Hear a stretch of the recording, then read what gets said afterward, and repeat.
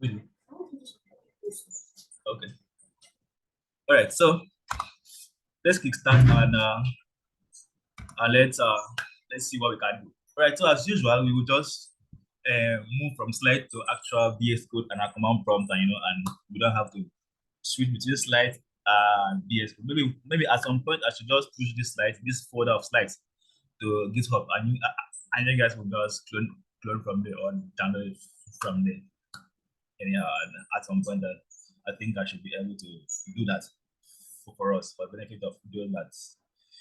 We'll want this sometime in the future. All right. Real quick, we'll dive to our folder and VS Code, and we'll do what needs to be done. Okay. So I'll open up our folder as usual.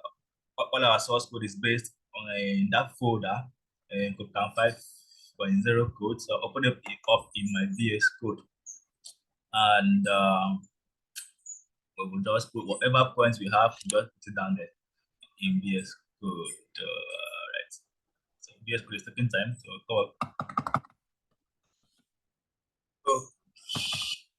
So while VS Code is coming up, let me just give you a brief definite or introduction of what Fast API is. So Fast API is a modern Python library. So for the fact that it's a Python library means that that to use that library, we need to understand the fundamentals of Python, because that library can only understand Python. Now you see the reason why we took a lot of time to learn the fundamentals of Python.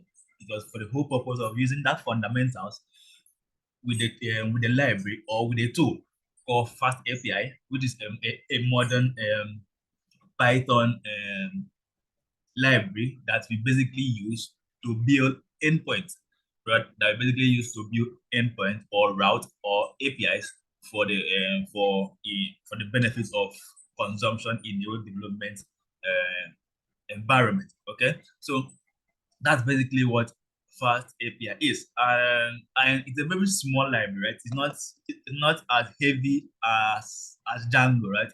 If you've heard of Django, the Django REST framework.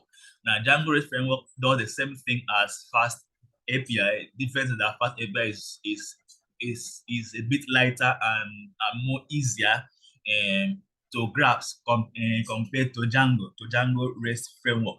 So that is the benefit, and that is why we chose Fast API, because this track is strictly for beginners, right? Maybe if you guys grasp the understanding, which I know that you guys definitely get the concept of how Fast API works, then I am certain that you guys can go further and explore other frameworks like Django REST framework, which does the same thing, except that Django REST framework comes with a lot of wonderful tools and packages that just makes things it's a bit wonderful, right? It's a bit wonderful compared to Fast API. But regardless, Fast API still does the job. All right. So in our previous class, we saw and we understood what API is. That API is not really a tool, because I think that is the mistake that people make. Okay, when they hear of API, they basically think that it is some tool that you can just download, right, and then probably install it in your code, and you somehow just do the work of API. I mean, but that's not the case, right? It's more like a process, right? It's more like a process. I think we put it down here. It's more like a process of what of sending HTTP requests, right? Of sending HTTP requests to a URL, right? And in turn, we do what? We get the response from that request that we sent, all right? And that's basically what API is. So it's more like the intermediary between the client that send the request and the server that returns the response. All right, that's basically what it is, right? That's basically what API is, right? And we made some scenarios which would demand us to do what, to build API. So scenarios like this, where we have two wonderful developers that intend to work or to build a system, except that one has has more resources compared to the other one. So, but then in order for one to share these resources with the other developer, he or she may likely need to do what to share some sensitive information, which is not really a good process. All right. So as such, the need of building an endpoint was required. Right. So basically, what will happen is that the other client, all right, sorry, the other developer that has these resources will do what will simply build endpoints that can accept, because the whole point of the whole point of building this endpoint is for this endpoint to be able to accept a request, and not just any request, a specific kind of request if need be, right? If it's a get request or a push request or so on and so forth, right? So you build this endpoint, and then the other client sends this request along with the required kind of request, right? Along with the required type of HTTP method, right? Which is either post or get, right? And then your server will in turn collect this request, process it, and then do what, send out the response, which is usually in a HTTP structure, sorry, in a JSON structure, which is a general understandable structure in all programming language. And then client two will now get this response, process it on its own end, and then make use of that resources, right?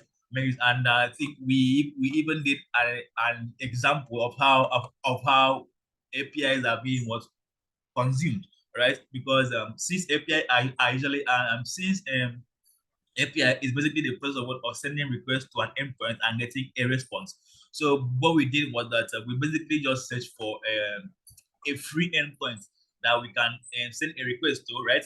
And then in turn get a response, and we can process and work with that response. And we came across this endpoint called genderize.io. Basically, what this endpoint does is that you send in your name, and for some logic behind that server, they take that name, right, and they process it and somehow predict if you're a male or you're a female. And then basically, when you send a request, you get the result of that process, right, via as a JSON structure, right? So we now make use of Python.in library, not Python library rather, Python third-party library for request, which we also saw how to install third-party libraries. So we make use of that particular library. We send out that request via the get method, because why are we sending it out via the get method? It's because this endpoint can only accept get HTTP method. So if I should try to, if in your spare time you come here and then you try to change this to a post, then you see that you get an error, because remember, every request is being controlled by HTTP by HTTP protocol. So it must follow that the available rules. So for this particular route, it can only accept what the get HTTP method, right? That's why we are making use of get. So now that request is sent to that URL, right? And we in turn that server will process that request, right? And then do what, send back the response. That response, we can get it in this variable, and then we can decouple it and get what the JSON structure, and we can work with it in our native language. So that was basically the whole process of API. But for today's class, we will switch role. We will not be consuming again going forward, but instead we will build similar routes like this, right? Please, when you hear me say route, URL, endpoint, I basically mean this, right? Okay, they're the same thing. Endpoint, route, URL, they're basically the same thing, right? So when we hear me say endpoint, I basically mean that. If you hear me say URL, I basically still mean the same thing. So, and also if you hear me here say route, I still mean the same thing, right? So going forward, we'll do what we'll be building this, right? Where other people can somehow use their own languages, right, and programmatically send in this request, and we collect that request, right? We process it in our own server, basically in our own source code, right? And then you know what, we send out the response that they too can also get on their own end and work with it as they see fit, right? And that is the goal of this track, right? So so that was that, and I believe that there was no question, and we are on the same page. We can proceed to building our own endpoint. Question before we proceed to building endpoint. Question.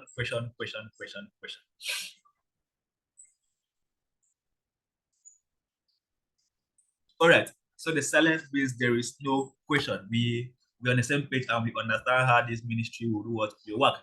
All right. So let's go ahead and let's start building. Right. So let's start building. So for us to build, right, we can't just build using our fundamentals of Python programming, right? Because basically so far that's all we've covered, the fundamentals of Python programming. So what we can do is that we can employ a tool called Fast API. Fast API is a tool that we can use to do what, to build this endpoint or this URL or this route that people can send requests to, and then we let the request we process, and then we do what, we work with it, all right, and then we send out the response. So to make use of this library is a third-party library, right? And we saw how we install third-party library or model, right? We saw how by simply saying pip install followed by the library name. I mean, yes. So, but then I do not want to follow that global installation that we did in our previous class, right? Because for each of my API projects, I intend to have their library specific to just that project, right? So for each of my projects, I always love having what my vector my libraries specific to just that project, right? So I don't intend to have a general fast API library that cuts across all my projects.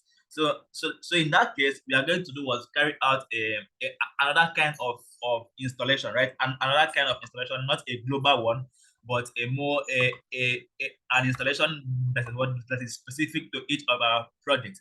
So normally I would have loved to create a new folder, a fresh folder for Fast API, right? And this folder would basically just be for our Python for our this folder here will basically just be for our Python fundamentals. I think that would be a nice idea. We can open up a new folder, probably folder 5 and KodeCamp 5.0 Fast API, and then that would just be codes that pertain to our Fast API, right? So I think we would do that. Personally, I think that makes a lot of sense. If you ask me, I believe that makes a lot of sense, right? So we will not be using this folder again, because we've gone and we've passed the fundamentals of Python. So let's go ahead and let's close this and let's close out this folder. But except you guys still want us to put everything here, then we can proceed and just put everything here, right? But then it becomes but then we start having a lot of files that relate to fast API being mixed up with our basic Python code. So I'm just suggesting that we could proceed to creating a new folder, right? I'm just suggesting that we proceed to. All right, so let's go ahead and let's put out a new folder. All right, so I'll come here again and I'll create a new folder, and I'll call this folder.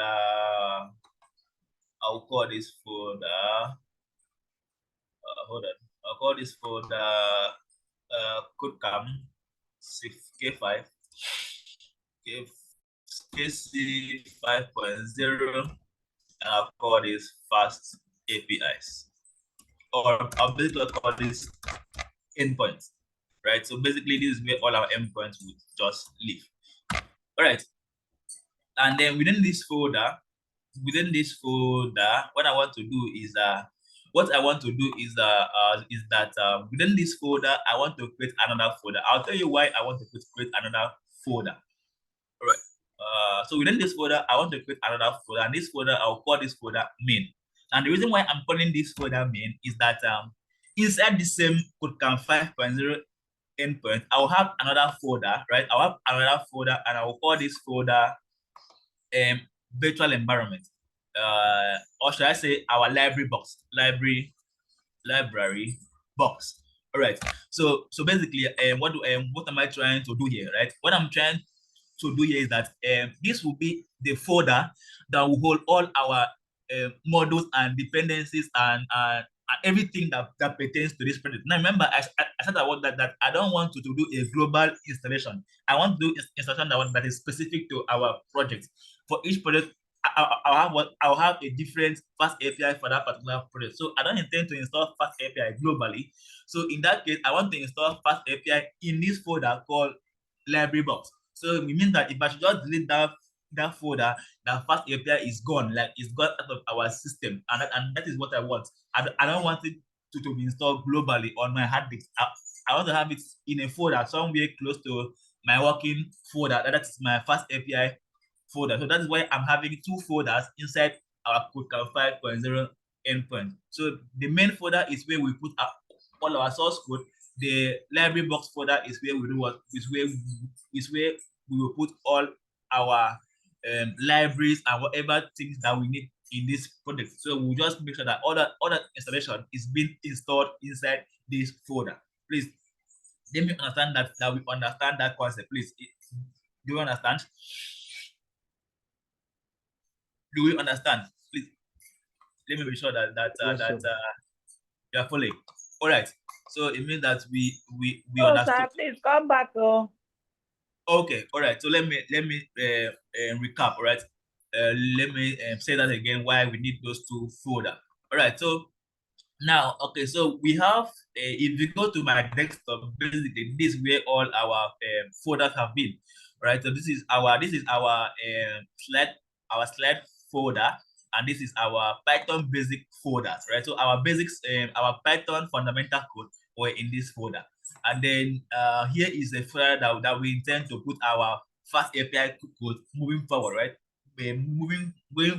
Going forward, this is where we will do what we will put our fast API source code, right?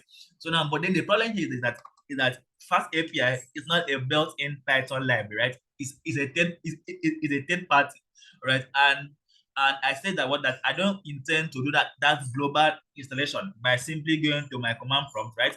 And just say pip install, right? Pip install, and then I can install the fast API. If I should do this, this will install fast API in the current directory that we have our Python installation. And I do not want that, right? I don't want that. So what I want is that I want to install that fast API, right, in this folder called library box, right? Library box. Such that if I want to abandon this project, right, if I should just come here and delete KodeCamp 5.0 endpoint, it means that the source code alongside with all the libraries for that project is gone. And that is basically what I want. So I don't want to mix up the library in the same place with the source code. So now I'm now creating two folders where one folder is for the source code, the other and the other folder is for our library or any other installation that we will need in the course of building this endpoint. So as such, that is why I am creating two folders, one for the library, one for the source code, and these two folders will live within what our KodeCamp 5.0 endpoints is, such that if I should delete this folder, both the source code and the installations are gone, right? And my system space is freed up, right? I don't want to keep those things. I don't want to keep them if I see need to do what to delete them. Is that understood? Yes, go ahead. All right. That's perfect. All right. So now how do I make this to be an actual installation box? All right. So in Python programming, in fact, generally in programming, you always hear of the word virtual environment. Now, virtual environment is more like a box or a container that stores all your installation, right? And it can be created in several ways in Python. There are several ways that we can create virtual environments in Python, but I will show you the simplest way of creating a virtual environment.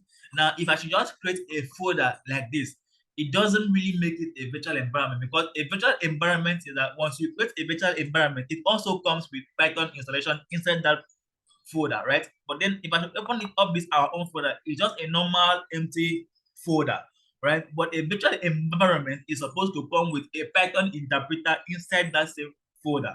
So it will be more complicated if you now start going to where our actual Python installation is and be copying that interpreter's files and now bringing it down here. It's a lot stressful, right? It's way too stressful. So what we can do is that we can create the virtual environment folder using a built-in module called VNV. So when we install Python, there's another built-in another built-in library. Where is our VS? Oh, I put our VS Code.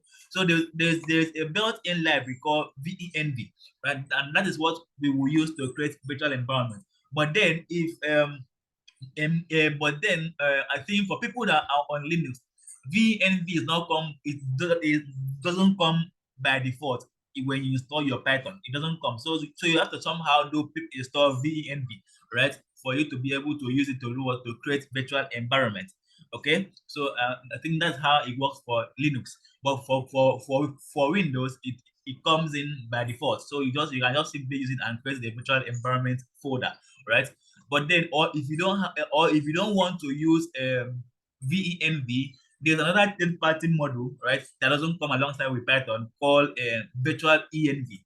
So virtual env is a third-party module that you can install and then use that third-party module to do what to create a virtual environment box, right? It doesn't really matter whether you use a third-party or the built-in module. Both of them work the same way. So I think I need to just put some points down so that we can come back and reference. So what I'll do is real quick, I'll just open up I'll open up well what I'll open up this our main file, this our main folder in VS Code, so I can put down some points, right? So we can come back and just reference that point if we see need for it.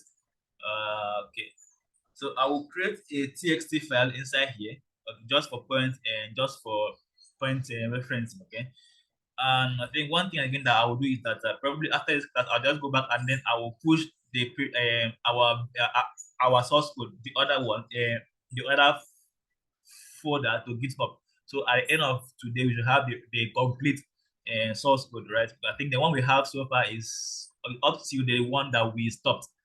It's up to the last one that we pushed to GitHub. So the new file that we've created so far after that class, you guys did not have it. But so what I can do is I can just push this was the recent one that would have added and then just push it to GitHub and you guys can just learn it from there and get the full and get the full source code for our Python fundamentals. All right, so what I want to create is I've got a file called node.txt, right?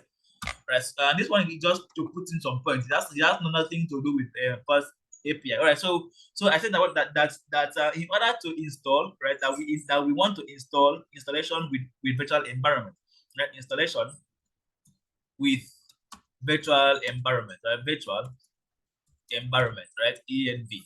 So ENV stands for environment, right? And then we said that what the virtual environment is basically what is basically a container that holds our project installation. So it's basically a container, right?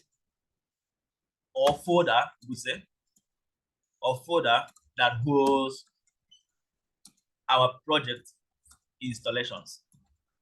So that's basically what virtual environment is, right? And I said that in order that what makes a virtual environment is that it comes with Python.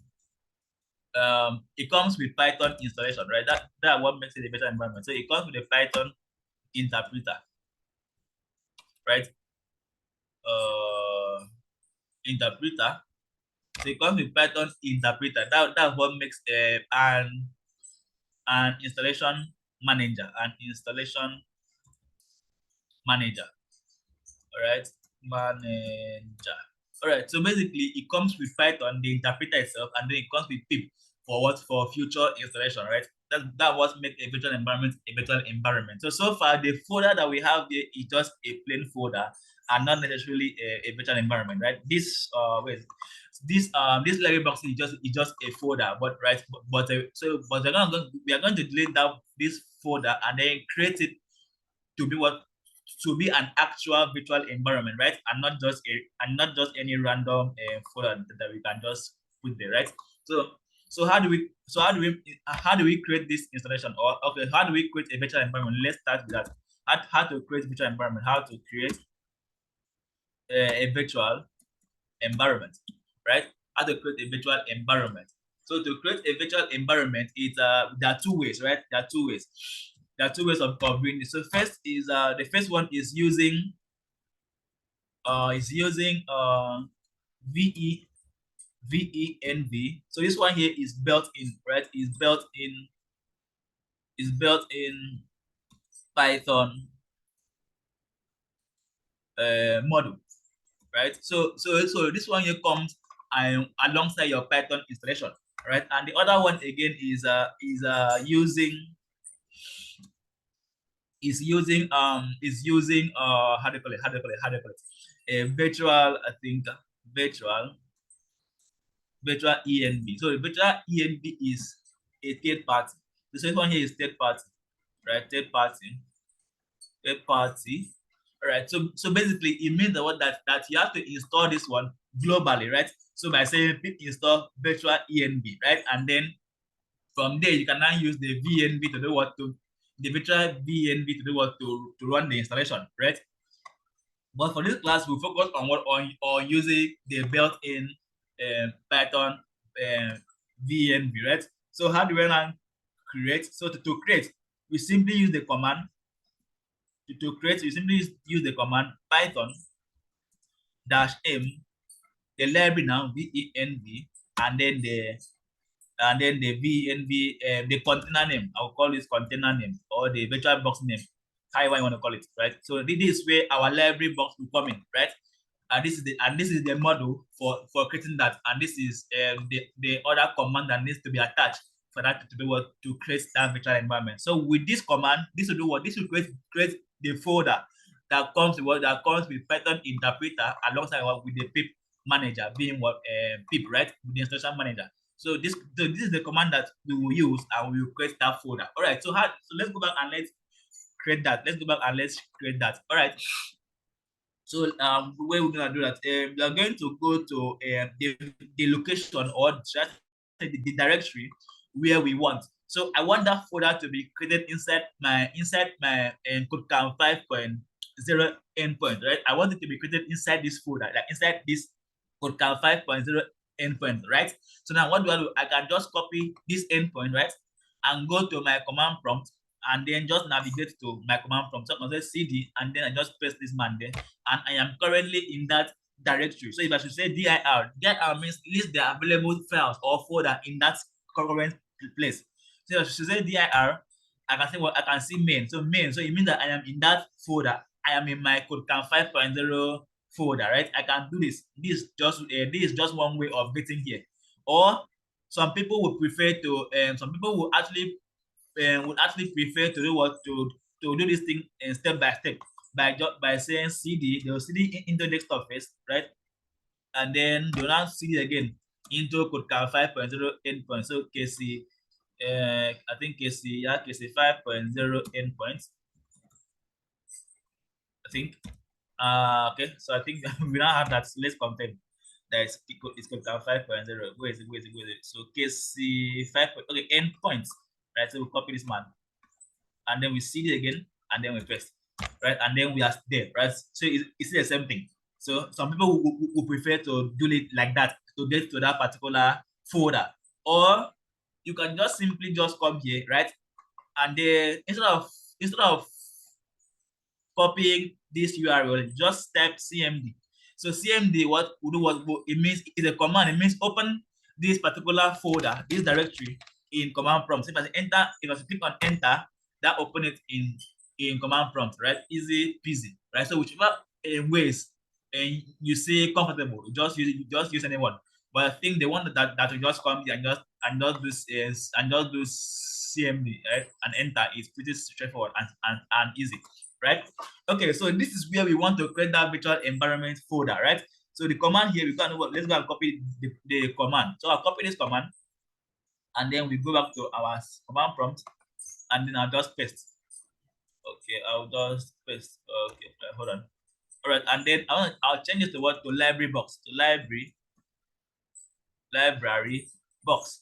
Right, so that is our virtual environment name, and then I click on enter. So this will take some few moments, right, about a few seconds to do what, to create that folder, right? But then when that folder is created, right, if you open up that folder, you would see that this folder comes with so many files. Those files are mostly your Python interpreter alongside with your installation manager, right? That, so which now makes that folder an actual virtual environment and not just any random folder. So we are done with that. So that has finished. Okay, but before we proceed, Tram, your hand is up. Please unmute and ask your question. Yeah, so I wanted to ask what you did just now with CMD. Will it work if I use PowerShell as well? If I type in the folder PowerShell, will it take me automatically to PowerShell and open the folder? Or it If works you only with CMD? if you type PowerShell, if that Yes. will open up in PowerShell, well, let's just try. There's no pen in, there's no it always it's nice to just try some things. But I'm not sure before, but I hope it should, because PowerShell is kind of similar to CMD. So let's see. Oh, so it works. So you can use it, and then it works. It takes you to the same, and it takes you to the same. Thank you, sir. It takes you to the same directory. Yeah, so that works. So you can just do that. All right. Okay, so our command finished. Our command finished executing. So if you now go back to your folder, you see we have the library box, but now if you open up this library box, it's now containing some files, right? So this is what makes this folder a virtual environment, right? Not the other one, not the other one that we did where we just create a new folder, right? So this is all these things is what will make this man to act as a virtual environment, an actual container that will hold all your installation, right? But then before you run any installation, right? Before you run any installation, your virtual environment has to be activated, right? So before any installation, right? Your virtual environment, right? Your virtual environment ENV should be on, should be active. Because if it's not active, if you go ahead and run any installation where this man is not active, that installation will be carried out in a global installation method, right? So it will carry that installation and install it where we have our Python installation, which we don't want that. So please keep in mind that before you run any installation, that this man needs to be active. And how do we activate this man? So for Windows user, just simply type your container name, in this case, your container name, right? And then /script /activate. And then you enter. Right? That is for Windows users. Windows users, right? Then for people on Linux and Mac, you simply just say source. All right. And then your container name. Basically everything here. Your container name. Right? And then this will be / not /, and this will be bin. This will change to bin, and this will change to / right? And then that will do what? That will activate. So this is for both Linux and Mac. So that's how you activate that, right? But then this command cut across every operating system. Okay, except that for Linux and Mac, you have to somehow add 3 here. Python. So this should be 3, right? For you guys. So it will be Python 3-M VNB container name, right? Right. That is for Mac. So let me just do this 2 times.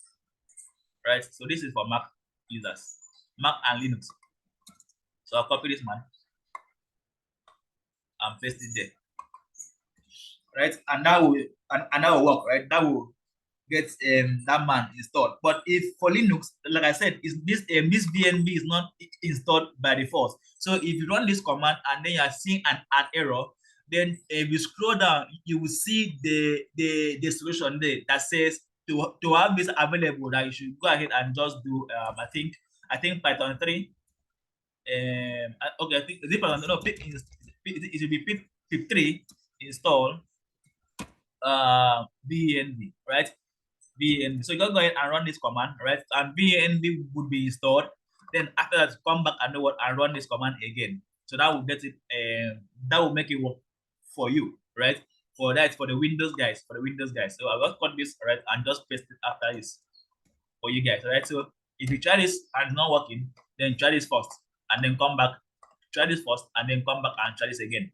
That will work for you. All right. So let's go back and let's install Fast API and gets to work. All right. Let's go back and let's install Fast API and gets to work. All right. So we come back here. Remember, before I run any installation, my virtual environment here needs to be active so that I know so that I can install it inside itself and not a global installation. So to activate for Windows, you now say the container name, which in this case is what library box /script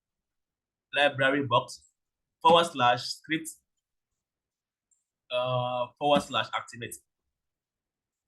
And once you click on activate, it says that we don't have this one. So let's confirm that this spelling is similar to that spelling. Right, so let's copy this man and let's paste this man. And then we say /. Okay, sorry, not /, sorry, /, please. /, script. Remember, for Windows, is /, please. /activate. And then that is activated. So once your virtual environment is activated, you will see the name in a bracket like this, right? In a bracket like this. You see the name showing in a bracket like this, right? You see the name showing in a bracket like that. So it means that it is active. So you want it to remain active throughout when you are building, right? So maybe when you are done, you can go ahead and deactivate it. But for each time you want to start to build, please activate it and keep, just in case during the process of building you want to know what you want to install something, so that you don't quickly just rush in and go and install globally. So please always activate this man and leave it there, right? And leave it there, so you can come back anytime during the process of building and keep installing new things, right? If need be. All right, if need be. Okay. So let's go ahead and let's proceed. All right. So what again want to do again is to go ahead and run the installation. So to install Fast API, we simply say pip install Fast API, right? And it's just that simple. So we can use pip because pip is somehow available in the virtual environment box, right? That's what makes it a virtual environment. So if I run this now, so that would take some few time. Virtual environment Fast API will be installed in our device. So but then you can see that it will install every other thing again that it needs. So Fast API will go ahead and install whatever the other dependencies it needs to work properly. So that you could see Pydantic, right? You can see annotated, right? You can see dependency. You can see Fast API itself here. So every other thing that Fast API needs to do will also get installed.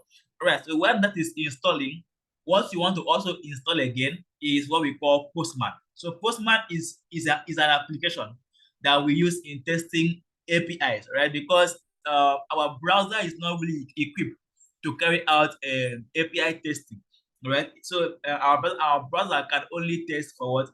Can only test for a GET method, for a GET HTTP request, right? But it cannot test for POST. So we don't want to be we don't want to be writing code for creating endpoint and also be writing code for testing the endpoint. Please let us code one side, let us code one side so that we can have the energy to do what to continue coding, please.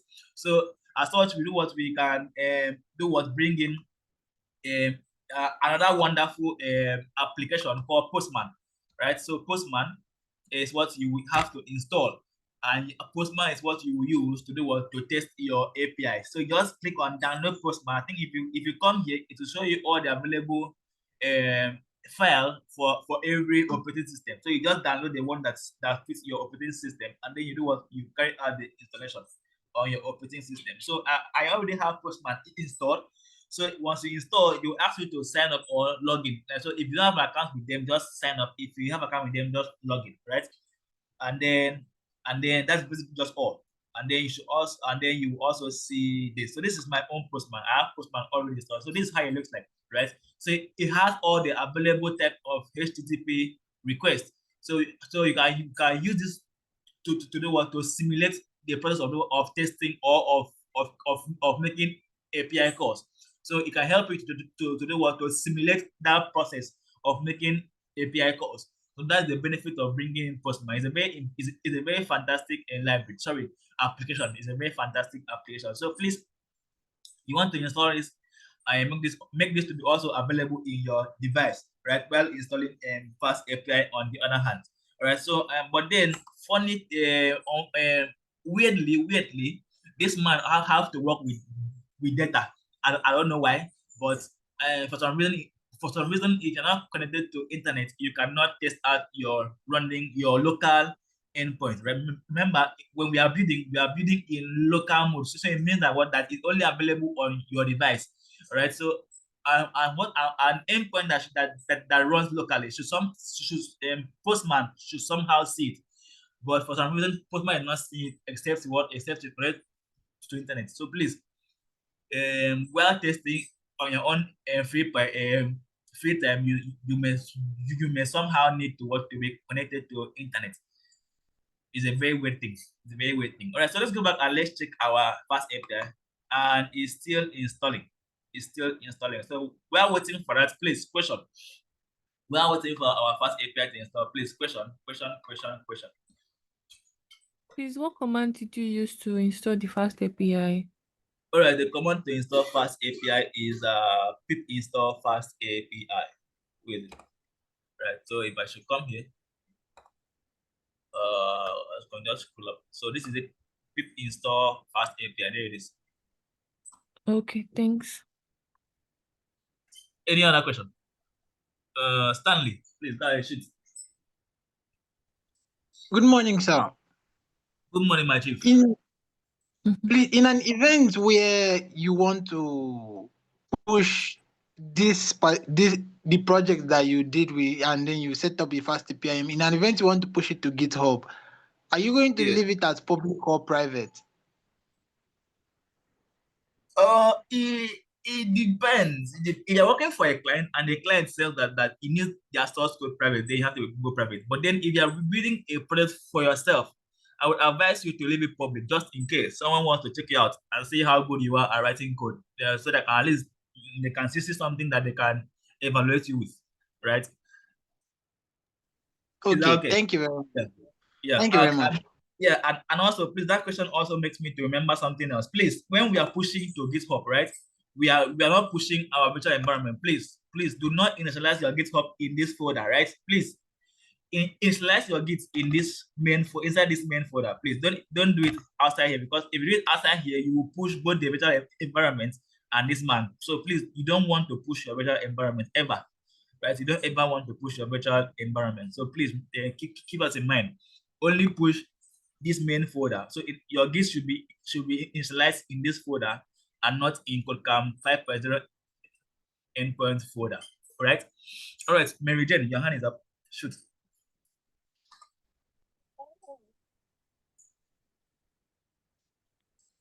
Can someone hear from Mary Jane? Because I'm not hearing anything she's saying. Mary Jane, we cannot hear you.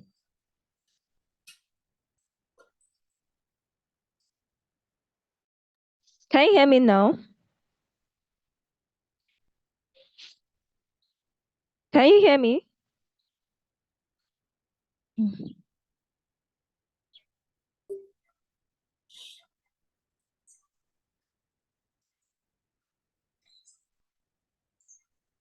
Mary, I can hear you.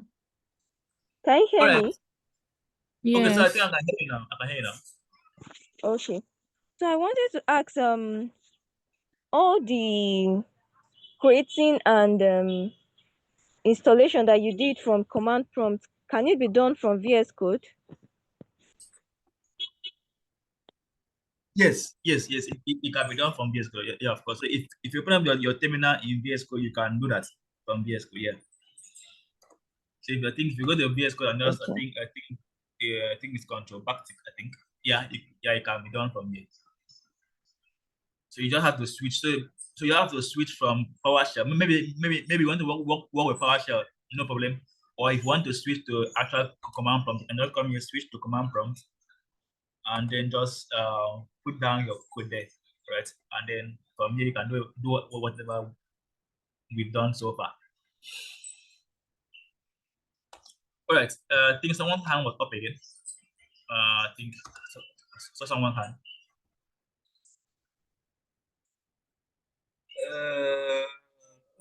Okay. So show me say if we could put up step by step all resources you installed or another with the command. All right. So let's put that down. All right. So we do that, right? Barry, brother, your hand is up, and we'll do that now. Barry, shoot the question. Okay, good morning, sir. Good morning. Sir, what I wanted to ask is not really connected to today's class, so can I still ask you? Yeah, shoot. Okay, sir, I wanted to get a new system. So I don't know, like, which system would you recommend that is more suitable for this stuff we are doing? Okay, system specification. Well, I personally, if I want to give you my own specification, I don't know. It may sound big, but let's just see. But I think the minimum specification of PC, you can consider maybe a PC of 16 GB of RAM, okay, maybe storage of 512, right, can be okay, maybe a Core can go for Core i3 or 7. Please don't go for Core i5, please. Either you go for 3 or you go for 7, please. I think I've had some reserve about Core i5, but I'll leave it. Go for either 3 or 7, please. Right, and then maybe consider something from 11th generation of, right, because this stuff are of different generation, right? So consider something from 11th generation, and processor speed, or you can consider something from 2.4 gigahertz, right? Maybe that can do for you there. I'm just giving you something like that, right? So this is like your SDD, right? And now please consider solid SSD rather, a solid state drive, and I prefer SSD compared to HDD, right? So I would say so the HDD, yeah. So I would say go for SSD and 16 GB of RAM, maybe Core i3 or Core i7 of 11th generation, and processor speed of about 2.4. Right, so this should be like your base processor speed, I'm just saying, right? So something like that can work for you, right? Okay, which make? Dell will be okay. Okay. Sorry. Which make? Like, Like Dell, like. okay. Which brand? Okay, you can consider HP. You can consider HP or Dell, right? I would consider any of those two. Maybe just consider HP rather. Let's go for HP. Yeah. Okay, sir. Consider HP. Yeah. All right. Who again has a question? All right. For Lashade, your is up. Yeah, so I wanted to ask, you mentioned that we should not push out something on the main. Does that have to also do with maybe the config.json, or anytime we input some data, we're not supposed to push that into the repository? All right. So what I was saying is that we cannot actually that when pushing to Git, all right, that we should not push our virtual environment, but then you push everything that relates to your actual source code, which is everything in main.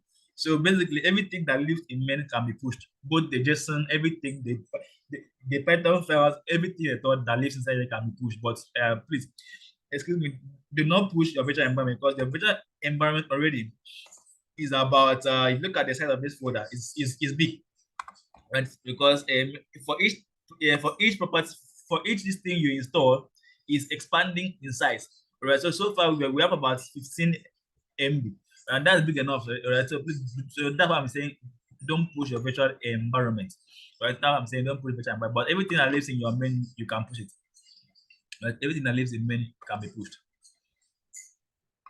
Is that okay? Yeah, thanks. All right. Okay. So okay, let's say again. Let's say. All right. So okay, so that's basically all. Let me just write out the steps that we've done so far, and then we can just proceed. But before that, let's confirm that our first API is finished installing. For some reason, my first API is still not finished. So at this point, I think it's from my network, because usually it should not take this much time. So I'll end this and then just wait, and I'll end this and just start it again. All right, I think it's from my network or something like that. But let's just try it. Let's just try this one more time. It shouldn't take that much time. Matter of fact, I will just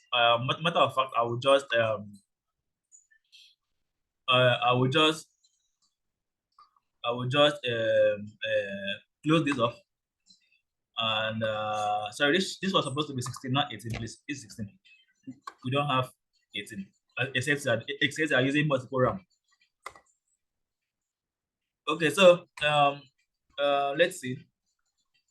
Let's open up again. So I'll just go to my this thing and open it from there. I'll go to my folder. Okay. Where are we? So I'll open up this man because I want to activate my environment. So I'll open up this man at this point, CMD, and then I'll just say library box, /script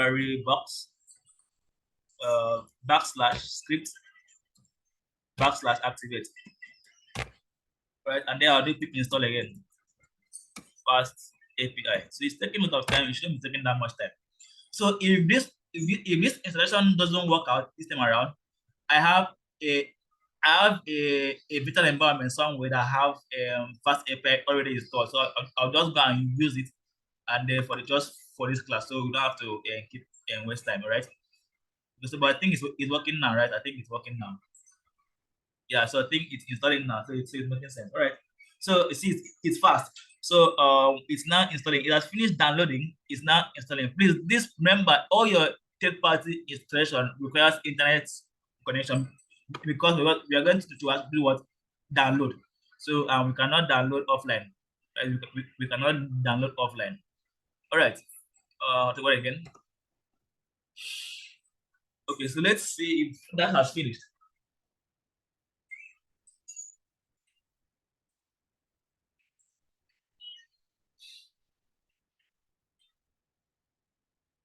All right, so let's go. Let's see if that has finished, and let's see.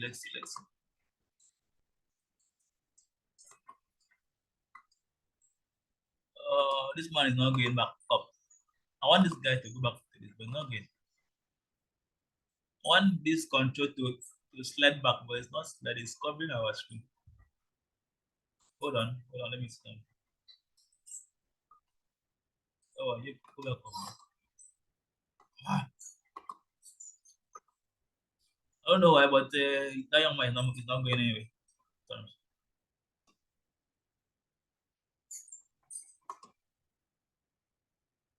Oh, for some reason, our control is no longer shrinking.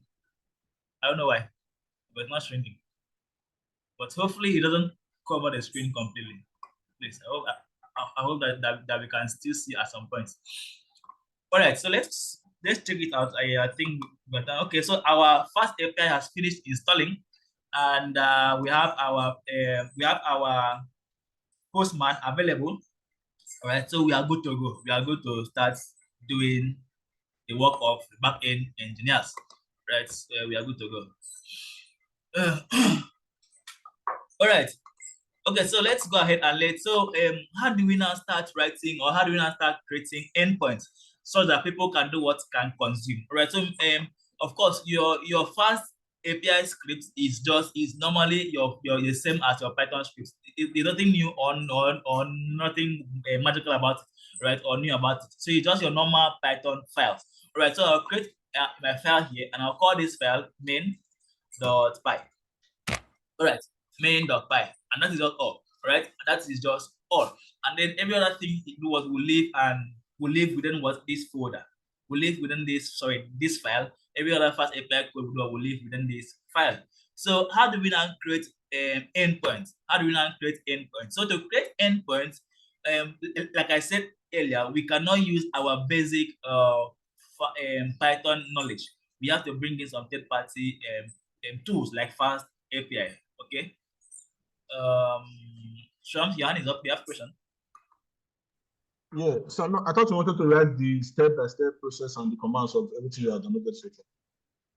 Oh, yeah, sure. Sorry. All right. So please let's put down that step so we can come back and well, you start making money. So once they're done with this contract, you start making money. You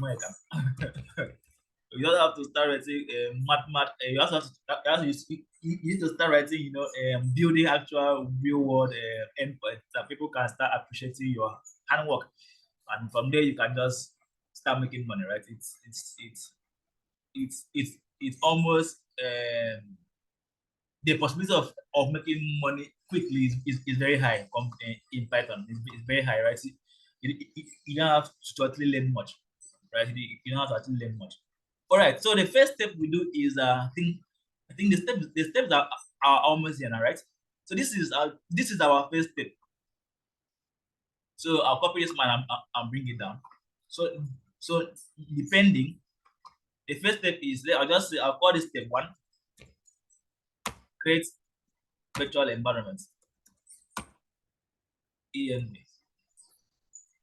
So you can choose which one, whichever member that you have, you just pick anyone there and use. So this is for Windows, right?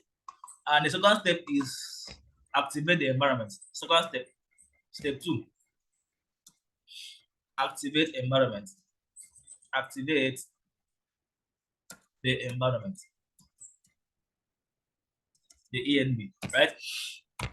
So how do you activate? We copy again.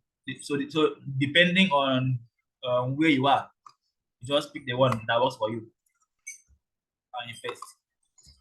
So I'll clean this off. So for Windows, container name, script, activate. For Linux, source, container name, bin, activate, right?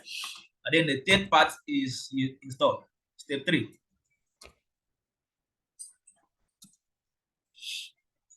You do what? You installations. All right. So the thing is that, right? The thing is that and the thing is that so here is pip install. So this command works for both places. Pip install fast API, right? Right. Then and that's that. So these are the steps that you need. And okay, this is step this is step 1, right? And okay, you also need again step 4 is maybe I'll call this step 1 rather. So step 1 is download Postman, and then you sign up or you log in, right? And this will be my step 2. You create a virtual environment, and then you do this, and then you do that. Okay, I think I still have another step again. Step I'll call this step 2 rather. Step 2. Open up your desired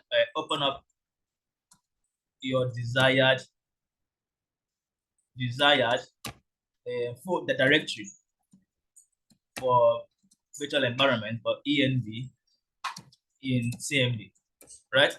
So that is your step 2. And the other that you do what you create the virtual environment there, and then you do what you activate it there, and then you do what you start running your installation there.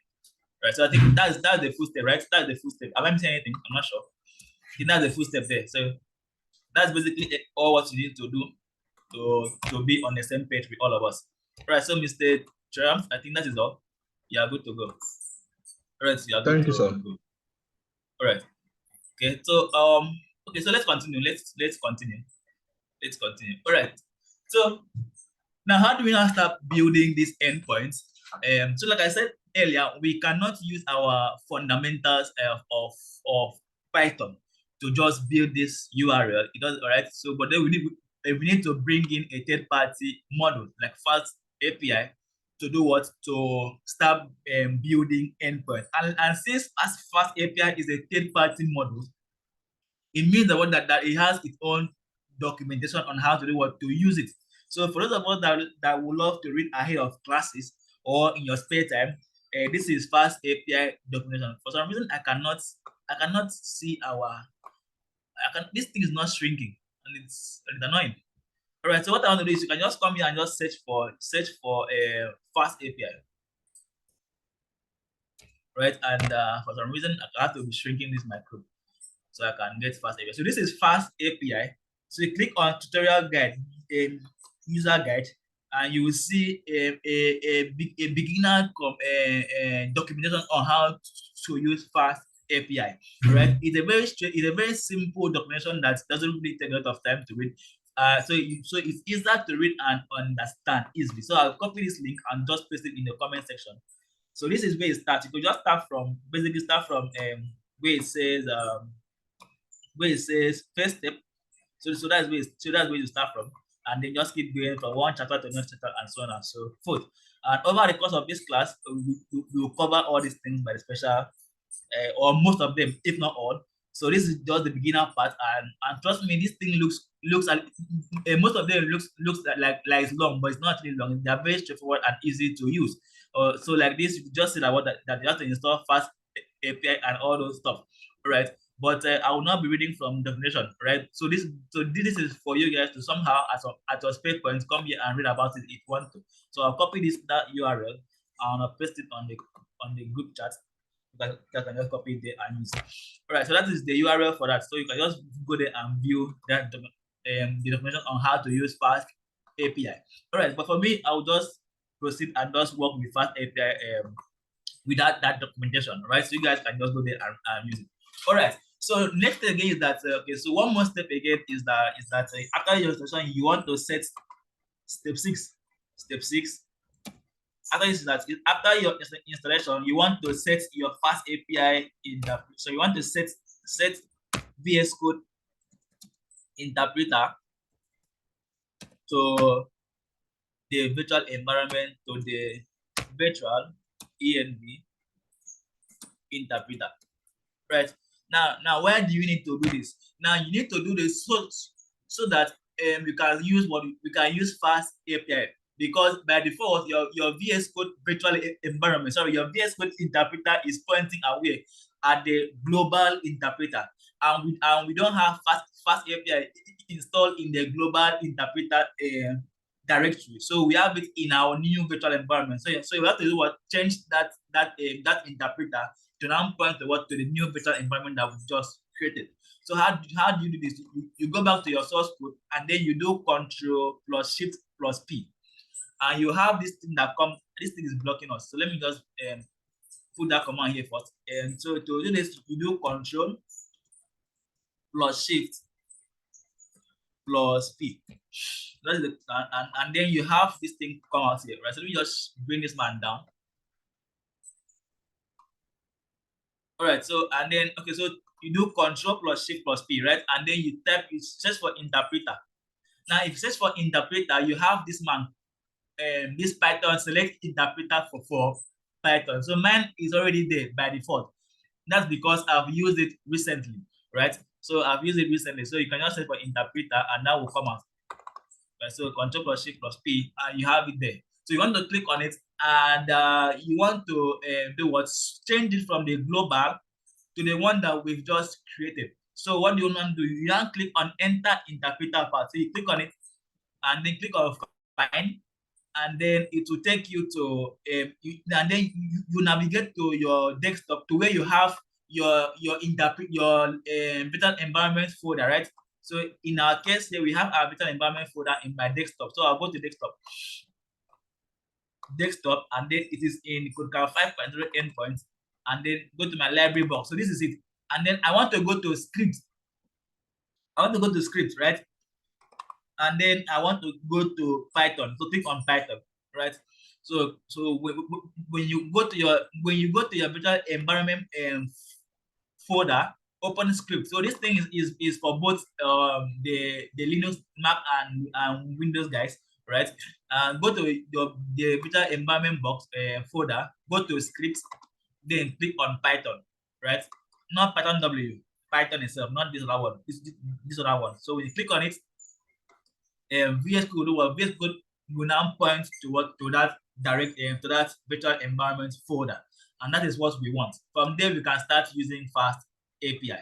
We can start using Fast API. All right. So let's go ahead and let's create our route using Fast API, and let's see how this man works. For some reason, I'll leave this man here because it seems this man is blocking up us up there, and it's not shrinking again. I don't know why. It should be shrinking, but not shrinking. I don't know why, but not shrinking. I've done everything. Naturally blocking. Not in Right? I wish I can. Okay, let me hide. Okay, I think I can hide this thing. But if I can, Nothing's actually blocking. Like the screen is normal. Sorry. I said nothing is actually blocking my side. I'm seeing everything clearly. Even with this man up here. There's no man up there. It's only VS Code I'm seeing. Which man, sir?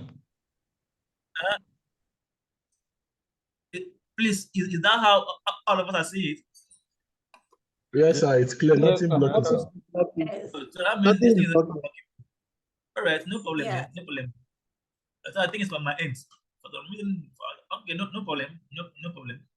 All right. So I'll just shift this man and keep it one side. All right. So let's continue. Okay. So to start using Fast API, we simply bring it in like our normal importation of third-party libraries. So we simply just say from Fast API. Now you see about that is not showing us any error. It after seeing Fast API came with our Python installation. Now that is because we've switched the interpreter to our virtual environment. So we basically want to bring in Fast API from Fast API. Very funny means of arranging files. So from Fast API being the library that we've installed, there is a function called Fast API. So this is the one we want. This is the man that we use in creating all our endpoints. All our endpoints comes from that man, right? So please, this thing there is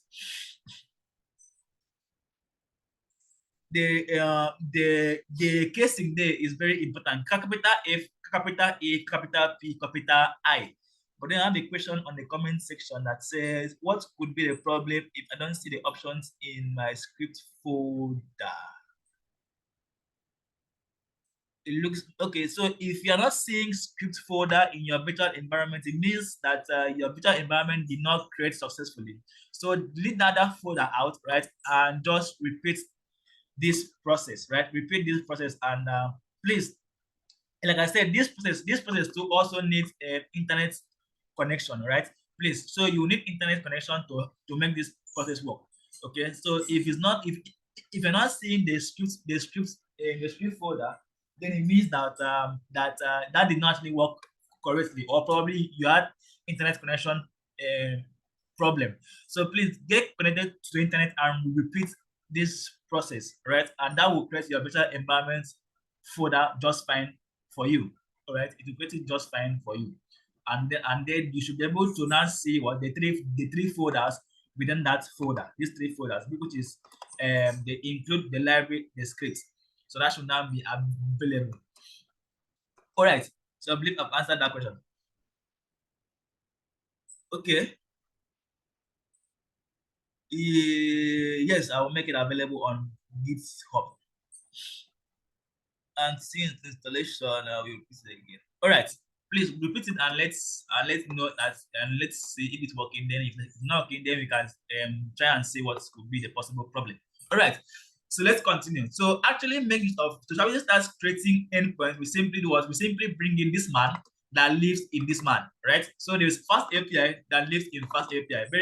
Very funny set of people, right? But then they are different casing. This one here is what is with capital A, P, and I, and capital F.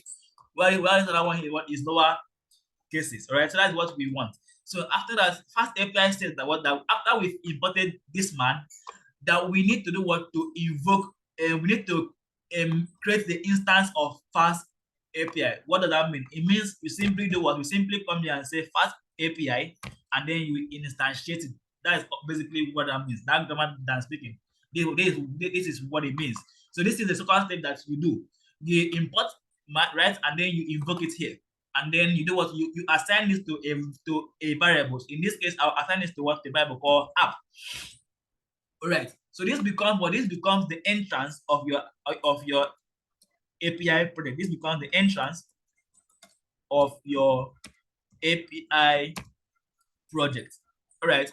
This becomes the entrance of your API. So it means that once we deploy and any request that comes in, that request pass through this man first before going to any part of your project, right? All requests pass through this man, that line 4, before going to any part of your project, right? Before going to any part of your product.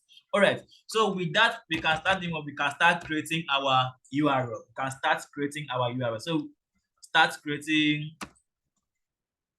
URL. So it's very simple, right? Fast API is very simple and very straightforward. So to create URL, your URL comprises of 3 parts. Every URL that you have, right, is made up of 3 parts.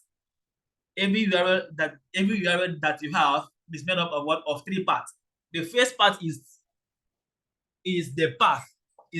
So the first part is the path, right? The path. So basically, the path here means I basically means the actual URL endpoint after your domain name. Now you know that every URL is comprised of what of HTTP, right? HTTP or HTTPS, right? / right? www.codecamp, right? codecamp.com, right? And then / whatever, right? It could be / about us, okay? It could be it could be / contact us, right? It could be codecamp / blog / should I say news / we could say of the president dash has spoken, right? This is so basically, when I mean part, I basically mean the remaining part of the URL after your domain name. So basically, this is what I mean by part, and this is what I mean by part, and this is what I mean by part. So if I was to build the endpoints for this part, I basically mean that I'm referring to to the part that says about dash us, right? So that's basically what I mean by part is like they relate. It's more like they relate the remaining part of the URL immediately after the domain name of that URL. Are you making sense? Are you making sense? Please let's confirm that we understand what I mean by part. That I basically mean the remaining part of the URL immediately after what this domain name. So the about us is the part, the contact us here is the part, the news / the president has spoken, the president dash has spoken, right, is what is part. So that's basically what I mean by part, right? Not necessarily the domain name, right? Not necessarily the domain name, but then from here is the part. From here is the part. From here again is the part. Understood? Are you following? Yes. Keep going. All right. Okay, yeah. Yes, please. This is double slash. Please. That was type error. Please. This double slashes, please. All right. Okay. So that is the one section that we need. That is one thing about creating our URL. So first of all, we need the part, and then the second part of creating this URL is the operation. More like a HTTP method, because every URL must accept a certain kind of HTTP request. Either what that is either the get, right? Where are we? Either the get method, right? Either the get method or either the get method or the post method or the put and so on and so. But for this particular class, we will only focus on get and post, right? So we need the path, we need the method for that path, and then finally we need the function, the route of the route function. So the route function is basically what the function that should fire up if someone if I should send this if I should send a get request to this part, this function should execute. That's basically what creating endpoint with fast API is. So you see, it's just that simple. It's just that so simple. So you need what? So every route need what? Need the path, need the method for that part, and then needs the function to execute for that particular part. Are we following? Is that understood? Is that understood? Yes.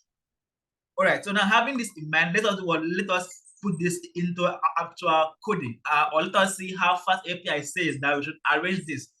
So that we can know what, so that we can start creating this route. So I'll comment this man out, and then we just keep it in mind that every part must comprise of these three things: the path, the method, and then the function for that particular part. All right. Sorry. So let's proceed. All right. So how do we do this? So how do we now create the path and the method? How do we now create the path and the method? All right. So first of all, we do at, right, and then followed by the instance of our fast. Remember, every route is tied to where is every route is tied to our fast API. Barry, I also your hand up now. Is there a problem? Okay, sir. I wanted to ask, if it is a get or post, will it be the same HTTP or is it different? I don't think. Did I hear him? I'm not hearing you properly though. I'm not hearing you properly. Okay, so someone said I should come again on the route function. All right. I said if it's a get or post, will it still be the same HTTP or would there be a difference for get and post? Yes, it will be yeah, I get your question. So the HTTP method will change, but then every other thing stays the same, right? So for each part needs to have its own method, right? Each part has to have its own method. So if we have if this part is get, of course, the HTTP method for that part would be get. If the other one is post, then the other one will be post, and so on and so forth, and so on and so forth. So it will definitely change for each of them, right? But then before we proceed, let's go about this route function again. All right. So now we said about that to create an endpoint or to create a route or to create a URL in Fast API, that three things is required, right? We need the path, we need the method of or the type of request that path can process, right? So it can either be a get or a post method, right? It can either be a get or a post method, right? And then once this request now comes, there should be something to process that request, or something should because the thing is that this request will not just come to this part, right, and then just go out.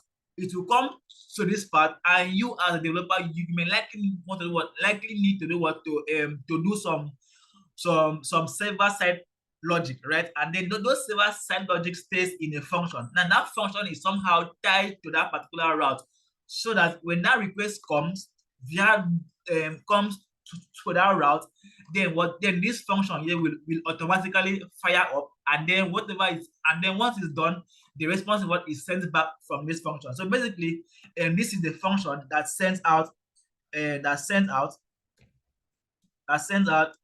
response, right? So the request comes to the path, the function processes it, and then sends out this response, right? That's basically what that route function is. It's a function that will execute when a request is given to a particular route. So every route has its own function. When a request comes to the route, the function fires. Once the request comes to the route, the function fires, and so on and so forth. That's basically what route function is, or that's what it's meant to be doing, to execute for every request that comes to that particular route. Do you understand? Miss Choma, okay, all good. All right. That's fine. All right, so let's proceed. Now, how do we now put these things together and actually use them? So it's pretty simple. Oh, it's pretty simple. Remember that one that every request comes from here, right? Like every request passes through this man before now going to any particular route, right? Okay, so I can simply come here and create a function. I'll call this function. Maybe this function is a function called greeting, right? I'll call this greeting, for instance, and then I will just say pass. Right? Let's leave it empty for now. All right, but then this is what, if I should leave it like this, if I should leave this function as it is, right, it becomes our normal function, right? The function that we all know that will not do anything, right? So this will not be seen as a route function. This is our normal function, or this will not be seen as an actual route, right? So a request cannot come in there because that is our normal function, right? So now to transform this function to behave like endpoint, or to behave like a URL, or to behave like a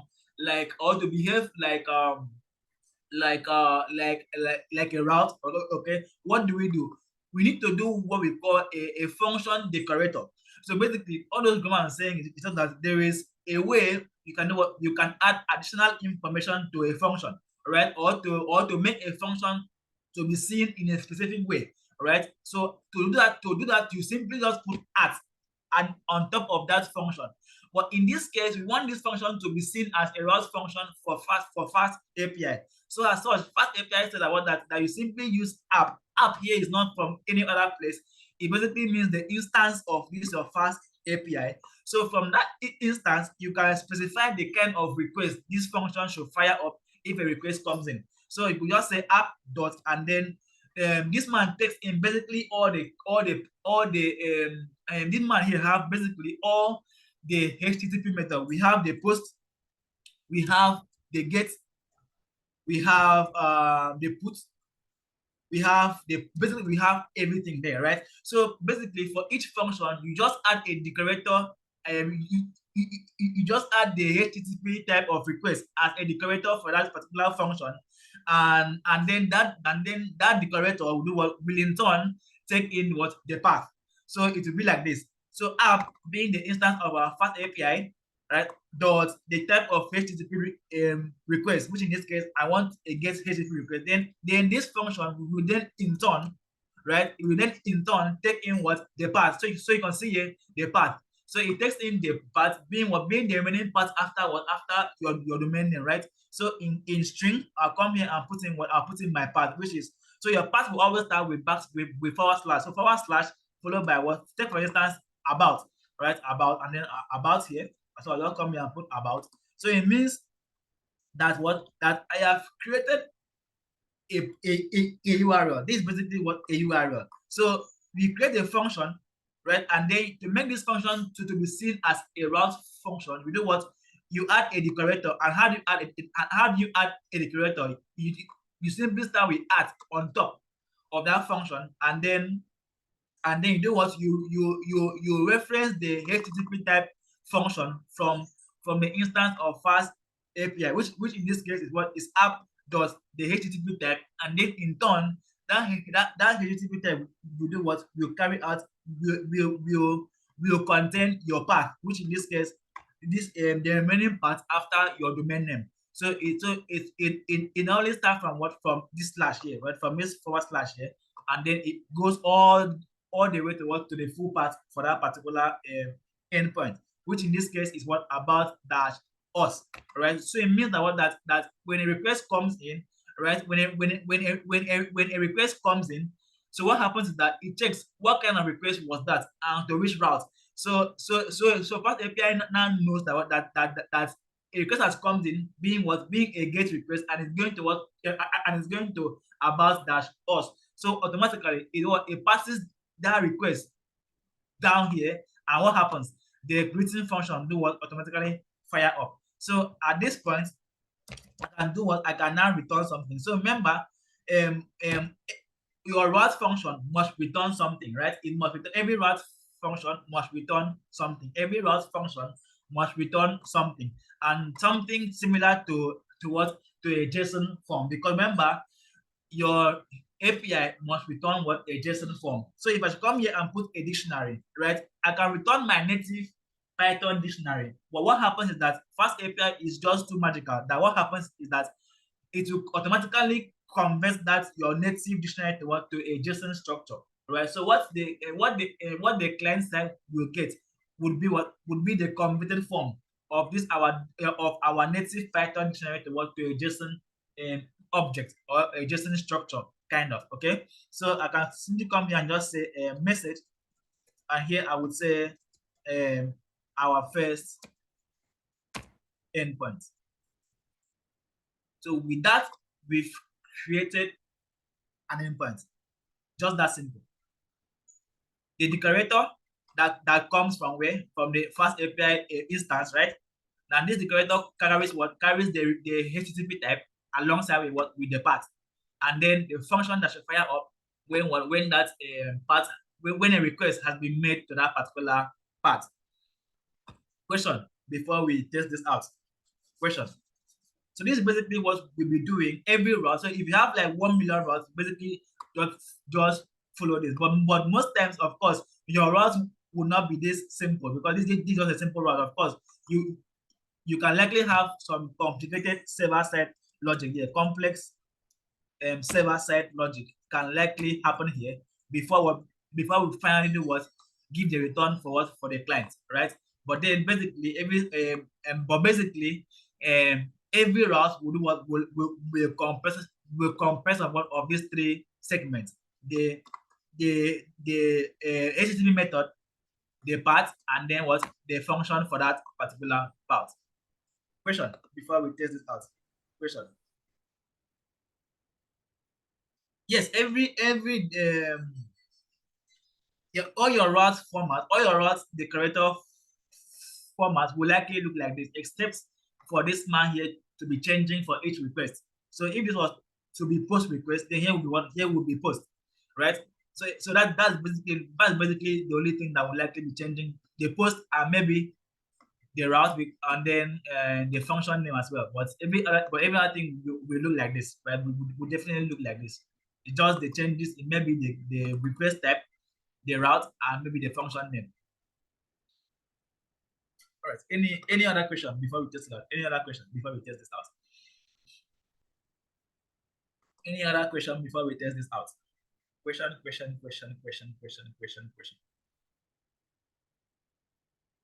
Yeah. All right. So in the sense of any other question, right? So let's go ahead and let's test this out. Let's go ahead and let's test this man out. All right, so let's test this man out. Hold on, let me just reduce my listing. All right, so to test out your endpoint, we need to create a simulation where it looks as if our endpoint has been hosted but not hosted. I'm making sense. We need to create a simulation where our endpoint has been hosted but not actually hosted. So it means that we cannot just execute it like our normal file. If we execute it like your normal file, it will not give us that URL form like this where we can copy and do and test the endpoint, right? So it will try to execute this man as your normal basic Python script, right? So we cannot do that. So we need to do what to execute it in a way that it looks as if it has been hosted somewhere online, and we can have the full path, from the HTTP to the domain name, followed by the path that we specified, right? So to do that, we can execute it. It's very simple. It's very simple to execute this, or to turn this to a semi-hosted kind of form, right? It's very, very simple and straightforward. So what you want to do is you want to go to your command prompt, right? Let me see if I can put this down as step. Okay. All right, so let me just put it down as step. And maybe step 7 is to just execute your maybe I'll just put this executing fast API code, right? So this is how you'll be executing your code moving forward, right? Executing fast API. So what you want to do is you want to create like a server, right? Make it look as if it's hosted, but not actually hosted, or like it's not actually hosted globally, but it can be hosted in within our local machine. So that we have the feel of how it will look like once we put this online, right? So it will come with the HTTP part, the domain part, and as well as our part, our custom part that we provided in the source code itself. So to do that, we have a Fast API has a module called UVCon. UVCon, right? It's a module that you use in executing your Python scripts. Now, this UVCon will do what will carry your Fast API script and make it look as if it is hosted, and then give you a domain name and be like, your project is hosted here. You can you can go and view it in a browser, kind of, right? So it gives you that URL vibe, and you can test it out, right? You can test it out. All right, so let's see how this works. So UVCon followed by your Fast API script, your Fast API script. So basically, and the script that you're writing your Fast API with, all right, basically the script that contains the instance of your Fast API, because of course your Fast API scripts can be as many as, but then you can only have one instance of this. I mean, remember, this is the entrance of your Fast API, so it means that we cannot have more than one entrance in one project. So it means you can only have one instance of your Fast API cut across all your project files, right? So basically, that Fast API scripts that I put here, I basically refer to the script or to the file that contains the instance of this Fast API, because we will somehow want to reference it, right? We somehow want to reference it. So in that case, that will be our main, right? Our main file there, and then followed by colon, followed by the variable that is holding the instance of our Fast API, which in this case, what app, right? That's basically what we want to do. So app here is what is the instance of our Fast API, right? And that app can only be referenced if you are referencing the file that contains that app, which in this case is what is main, right? So here will be what instance of Fast API, right? All right. So that's basically what it means. All right, so let's put this into practice and let's see how it goes. All right, so what I want to do is I want to go back to my command prompt, and if I should say dir, right, I am currently in endpoint, right, but I'm not yet entered this because this is where our main file is, right? That's where our main file is. So I have to somehow change directly to our main file. So cd into main, right? So that's where I am now. So if I should say dir, and I have my main file here, right? Because I want to reference that file, right? I want to reference that file. But you can still stay from the other ends and reference the file. There's no problem, right? It all depending on where the file is located. So you can navigate to where you have with that file, or you can just stay at where you are and still work with it. There's no problem. All right. So now what you want to do now is to follow that command. So it's to use the UVCon from Fast API. So UVCon followed by what? Followed by the file that contains the instance of your Fast API, which in this case is what is main, right? Is this main file that contains it, right? And then colon, and then the instance of your Fast API. So the instance of our Fast API is being assigned to this variable called app, right? So if this was another name, let's say a man or girl or boy, then we would have used that name as it is, right? But since in this case it is app, so we just use app as it is. So I'll go back, I'll put in app, and then I'll go ahead and say enter. So if I click on enter, well, that should have actually, give us like the hosted kind of form of our product locally. But unfortunately, it seems that UVCon is no longer installed alongside with Fast API. Other than it needs to be installed alongside with Fast API. So what do? We simply install UVCon, right? Easy peasy. So remember, before I install this UVCon, I have to make sure that my environment is still active because everything that I want to install during this project, I want it to live in that virtual environment and not outside of the virtual environment, right? So I'll do what I'll simply come here, I'll say pip install UVCon, right? UVCon. So pip install UVCon, and remember this man here is still active, right? So I'll go ahead and do enter, and that should install UVCon real quick for us. So UVCon is a tool that creates a server kind of that helps us make our project look hosted so that we can test it out locally up until the moment we want to deploy it online for global use, right? So UVCon has been installed, so we are good to go. So I'll go back and do what and just restart, and we do the same command that I just did. So to go back to your previous command, just hit your up arrow key, and you can switch between your previous commands, right? Up arrow key. So I'll go up arrow key. I'll go back to my previous command, and I'll click on enter. So this should now work as expected. So you see, it's now running, right? So you see that our application have started. So UVCon now carries your fast API script and hosts it as if it's actually and host it as if it's an actual API, right? So it hosts it and then gives you a URL. So you can see that it says that this thing here is running as where at this URL. So this is the URL here saying http://127.0.0.1 port 8000. That is our local. It's actually our local host, our local domain name, right? So it means this is where our project is working. So I'll copy this man, right? And well, this is a GET request. So our browser can process GET request, right? Our browser can process GET request. So I can just simply use my browser for now before going to use Postman, right? I'll use my browser, right? And then I'll just paste this URL here. So this is the URL of our project, right? It says, so this URL is what is mostly your local host, your local machine, right? So you cannot copy this URL and share it with someone. Someone will not see it. So this URL only works within your machine, right? And then if I should click on enter, well, it will tell us nothing is found, right? No, nothing is actually found, right? Because we don't have that URL. So far, we have only one endpoint. So it means that if you try to make a request to the wrong endpoint, it will not come through because we don't have such endpoint, right?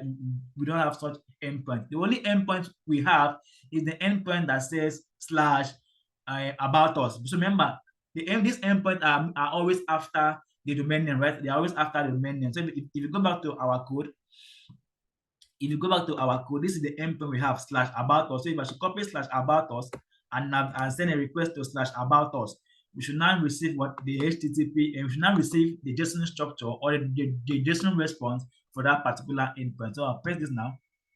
That did not go through. I'll press this now. All right, and we have about us. All right, so if I click on enter now, so we should now have the appropriate JSON response for this. So this is what we have. So you see, it actually went through. So the GET request was sent, right?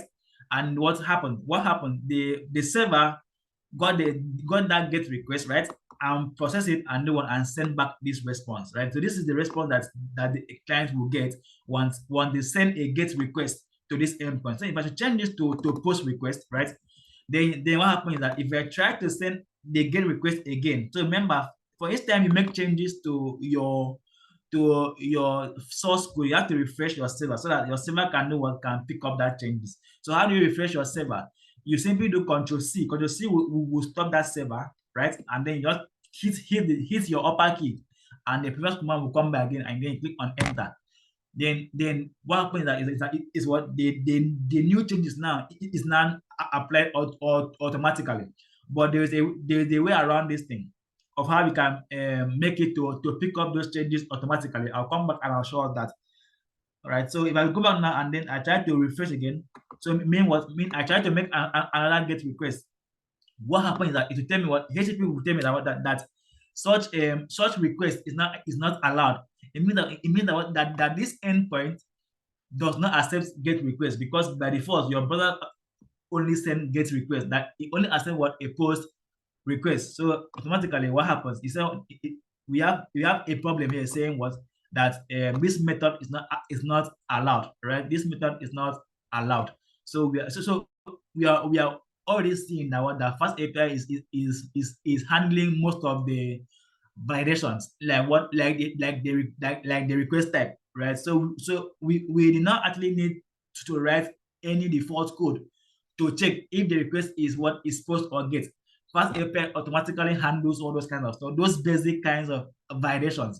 So that is the beauty of Fast API. With Fast API, you can actually pull up your full backend in less than 30 minutes, up and running.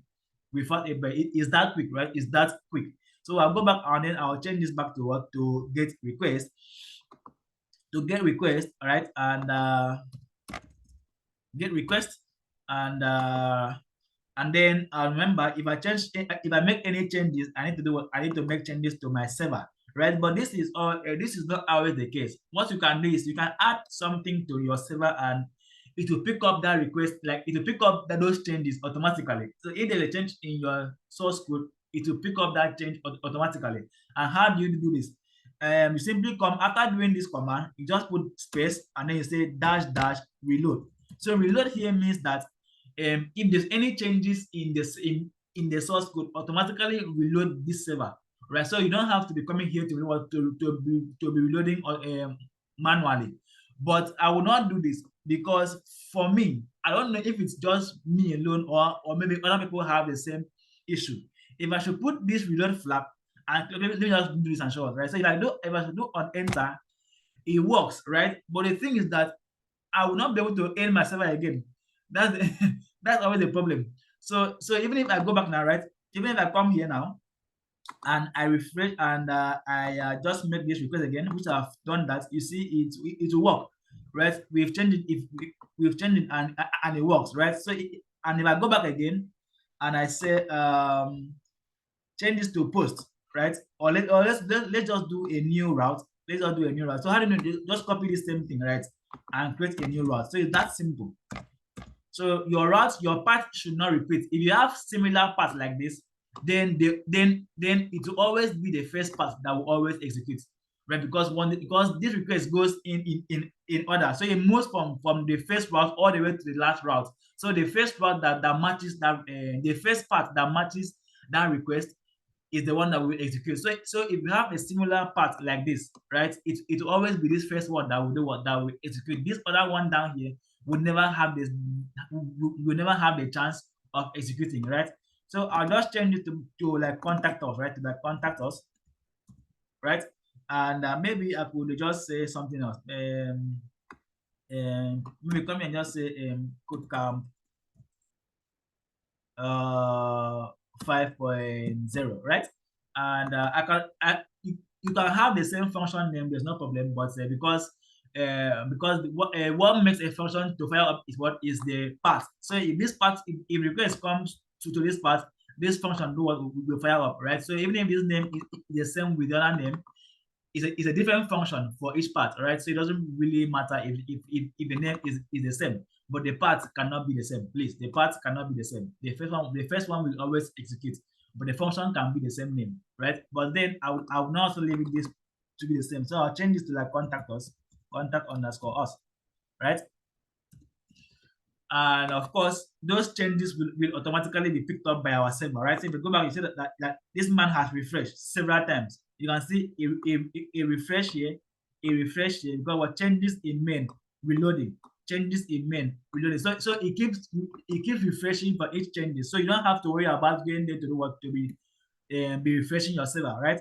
So I can come here and then just navigate the word to contact us, and I should have the routes, the message for the response for contact us, contact-us. So click on enter, and we should have our response for contact us. So it's taking time to reload. So this always one thing about this reload flag is sometimes it makes our server to lag. That's one thing. That's one of the reasons why I don't like reloading. That reloading flag. Sometimes it lags our server. So you have to somehow close this, and well, it closes to today, but there's some days that this man will not close, right? It it will refuse to stop loading. But for some reason it works today. So you can see that our contact us route is working just fine, right? So this is the message. This is the response from where? From our contact us, right? That is the response from our contact us. So that's basically how you create route. Of course, this is just the basic. When we dive deep, we start doing complicated things like what that other route did. The route that we tested with, we were able to do what we were able to do what to send in data like our name to their endpoint, right? And the endpoint took the name and then process it and then do what, send out the response. So far we've not been able to do what, to send in anything yet, but we will be able to do that with time, right? With time we'll be able to do what, to start sending in some information to our route. But basically this is how endpoint is created using our, this is basically how we create endpoints using fast API. Right, so someone asks, okay, where do we insert URL in the code?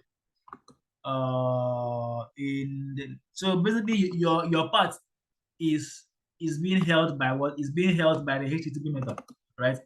So the path is being held by the HTTP method. So this is it, and this is it, and this is also it.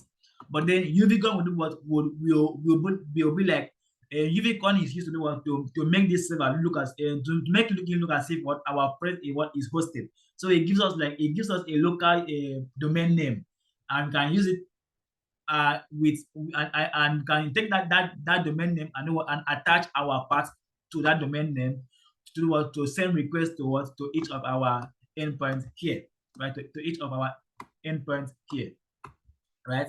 To each of our endpoints there. All right, but then in a situation where we have other kinds of requests that we would like to test, and this man doesn't really do the trick for us, right? Sorry, our browser doesn't really do the trick for us. So as such, we need Postman. So Postman is pretty straightforward, right? You can just copy the endpoint that we have here and just copy it to Postman and just send, and it will go. Right? Is that easy? Right? So go to Postman, right? And then paste in your URL here. So I'll paste in this man there, and then select the appropriate method for that particular URL, which in this case is get request, right? And so far, we're not submitting anything, so we just leave it as it is. And then go ahead and click on send. And if you click send, you see it went through, and we have our response. And you can see that this response is JSON automatically, right? So how do you call it? Postman automatically detects that this response is a JSON structure, right? But if you go back to our source code, what we have is what is our native dictionary, right? It's our native dictionary. So basically, every response that is being sent out, Fast API automatically converts it to a JSON structure. So you see that Fast API is a lot more beneficial and more easier and more beginner friendly, right? It has all these things in place for us, right? Like automatic conversion and automatic handling of wrong HTTP requests. So these how URLs are being created using Fast API. When we move forward, right, we will look at other complicated things like accepting values from the client, just like what we had in our previous class, where someone sending name, right? So you can start doing stuff like that. And of course, you can always put your server logic code here. Maybe at this point, I can still come here and just maybe come here, add something like two numbers and say num. So at this point, we can no longer use print and input, because print and input we only execute in our terminal, right? It do not have any effect on the client data. It will only show in our terminal, right? So it will only show. So the only input that we know is when we start to do what, to collect input via URLs, all right, via URLs, and the only output that we know is what is sending out the response like this with the return statement. That is the only input and output that works here in Fast API, right? That's the only input and output that works here. But then if other thing works, your loop, your conditional statement, if other things, you can still use them, right, as we move forward, right? As we move forward. All right. Folashade, your hand is up. Question. Please, how did you like make it local that you're able to test that URL again? Okay, so to generate that URL, you will simply execute this command, uvcon. So uvcon is the model that helps us generate that URL, right? So uvcon and then the fast API script. The fast API script here is the file that contains our code, or that basically contains the instance of our fast API. So we mean this file. So even if you have like multiple files, so you only reference the file that contains what your instance of fast API, which in this case is main, followed by what? By the instance of the fast API itself, which in this case is what? Is app.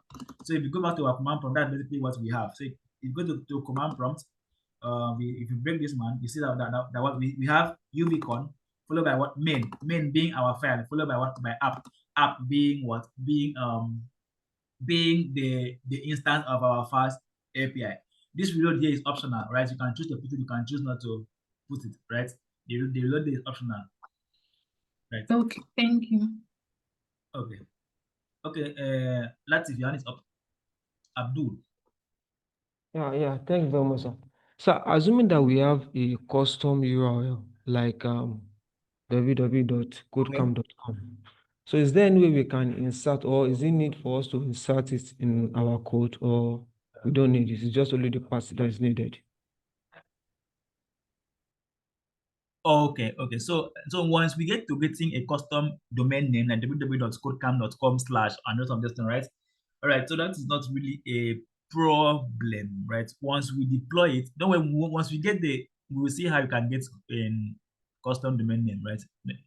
And that's not really a problem, right? So let's just chill till we get to deployments and parts. Once we get to deployment parts, we see how we can set up all these stuff, the custom domain name and just of all the stuff, right? We see how that can be done, right? Is that okay? Okay, sir. Mr. Thank you Abdul? very much, sir. Yes, sir. All right. Any other question? All right. So the good thing again about fast API is that fast API automatically creates your API documentation for you. So you see that API, that fast API is a very beautiful thing.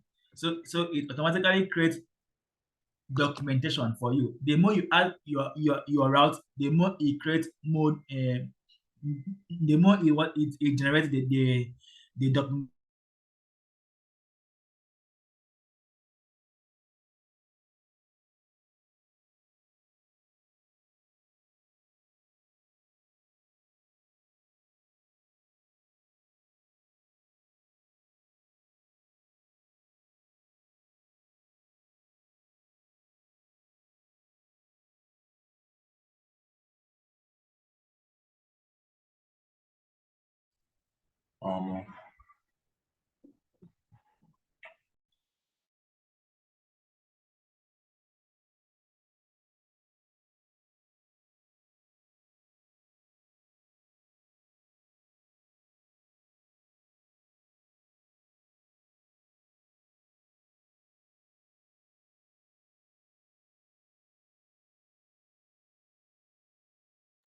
So, sir, so can you please continue from where you stopped?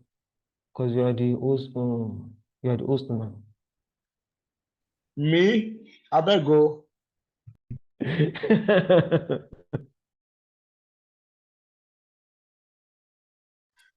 Sato, please continue, please.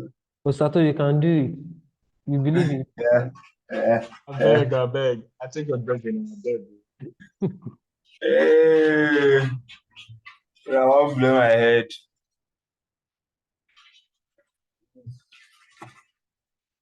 Where is our class rep, Madam Mary Jane? You're not saying anything.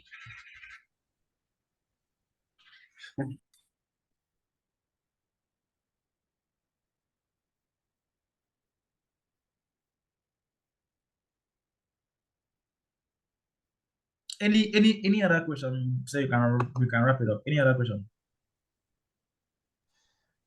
The trauma, your hand is up. We did not hear the automatic. Abi, is it only me? The automatic documentation. Okay. So the automatic documentation is located in your in this URL. So let me just put it in the TXT file. So if you go to this URL, you will see it. So it's there by default. The path to the default documentation, okay, docs, is located at /docs, right? So this is the path. It's located at /docs. So if you go to /docs, then you will have it available. So let me refresh on my server and let's go back. Please, your server needs to be running for you to view that. So I'll refresh this. And I don't know why my server is kind of lagging.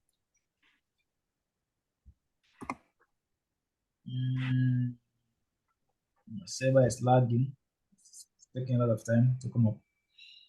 All right, but then if you try this out on your end, then okay, there it is. Right, so you see that we have all our definition, our URLs so far. So far we have the about us, we have the contact us, right? And then if you click on it, you can see other details. So far we've not added any additional customization yet, but don't worry, with time we will come back and we'll sit down and we will customize this documentation to make a lot of sense, right?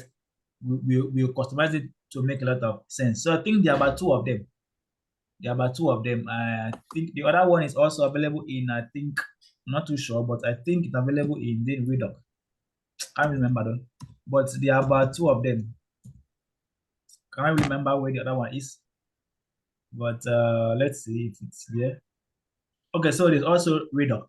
So there are about these two automatic documentation. So these are another one, right? So this one is more detailed, right? This one is more detailed. So this is our endpoint, and the responses, and basically it tells you the details for each of the endpoints, right? So that if someone is using it, he knows what to do. So here he said that here is what is get request. Now here only takes get request, and the response is so we've not really customized all these things yet, but don't worry, we will customize them so that we can share this with the front end guys and they know what to do, so that they don't end up sending the wrong type of HTTP request to our own URLs, right?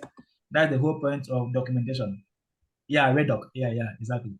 Redoc. All right. Okay, so it says so in our testing case, if we automatically fill the first part of the link as all we do in the part is put that's basically what happened, Julius. That's basically what happened. So it generates the domain name for us, and what we do is we just add the part that we specified in our product. That's basically what we do. All right. Any other question? Any other question? Any other question? Sorry, sir.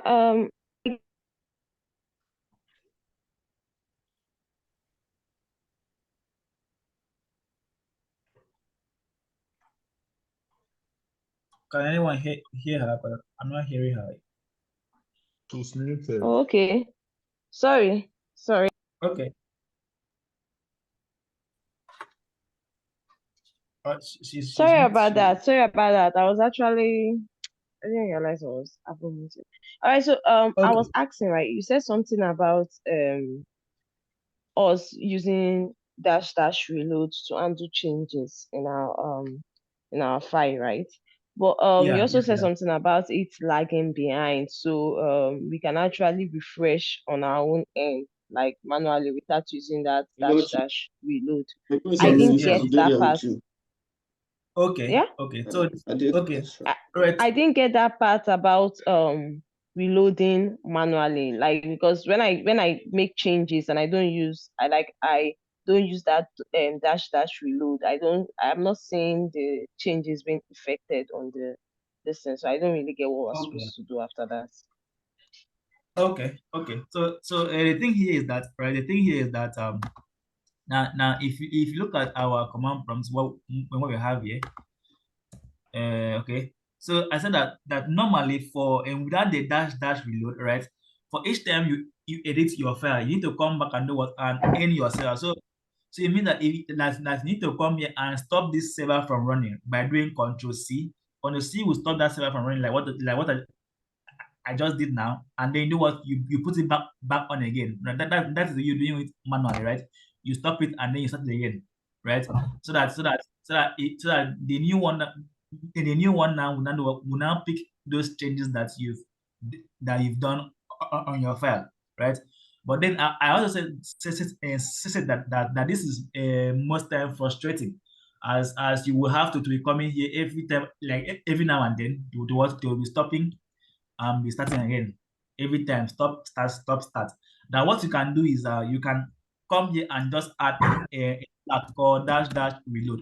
And what happens is that if you add this flag, you don't have to come here again. For every time you make a change, it will do what? It will automatically stop and start again. Stop and start automatically. But the problem I have with this man, with this, is that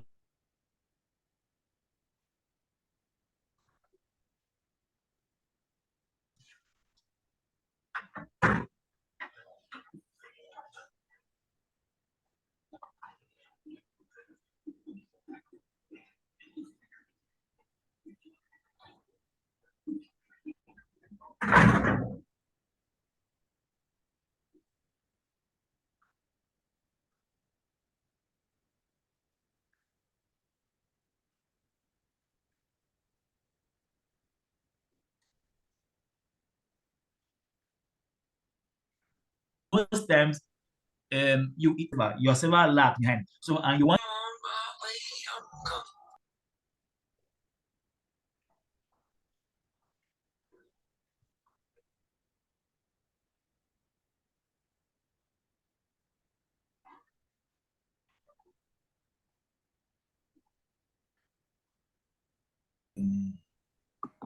keep kicking me out of and all right. So I was saying that so basically with the dash dash reload, That change your life comes to you privately.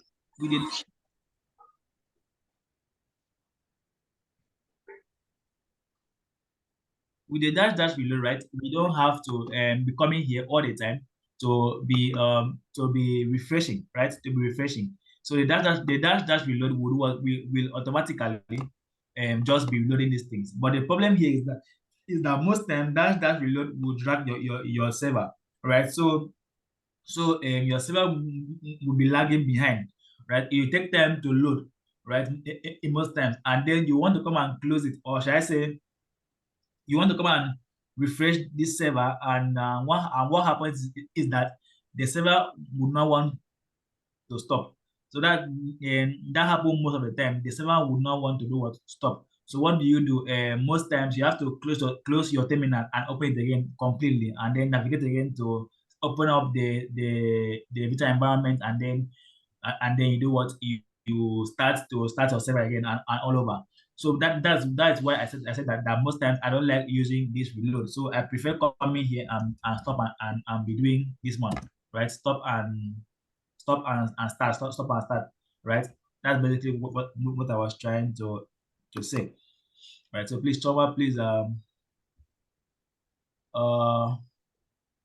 believe that answered your question. Is she still on the call? Yeah, you have.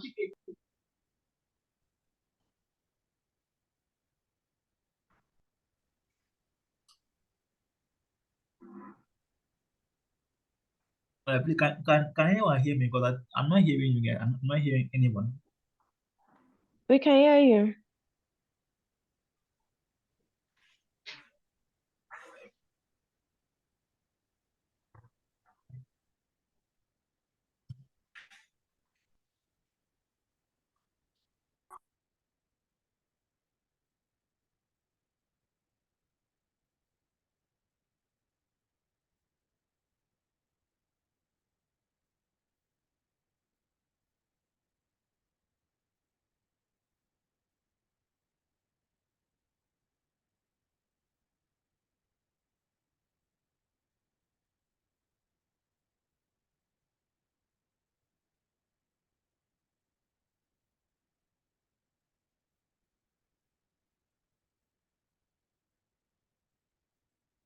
Guys hear me? Uh,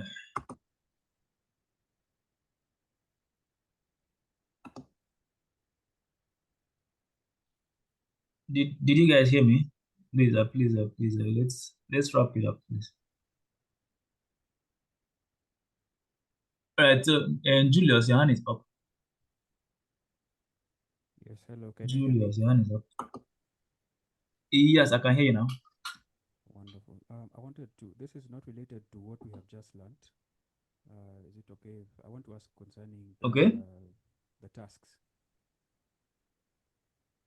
the promotional tasks? Okay. I submitted the links you asked for in your DM, but then I saw your message that everyone has been promoted and I have not yet been promoted. So I just wanted to confirm about that. Thank you. Okay. Did you submit the link to my DM? Yes, I did. I think. Okay, you did. All right. So, okay, if that's the case, that means I've not checked it yet. So don't worry. I will check it now and then grade you, and you should be good to go. Right. So that's not really a deal, right? You will definitely get promoted, right? You definitely get promoted. Okay. I think this. Okay. So only your hand is up. Yep. You have the same thing. The same issue. Same issue with me as well. Okay. Did you submit the link to my DM? Yeah, I did. All right. So I'll check it out and then you get more. Okay. All right. Any other question? Any other question?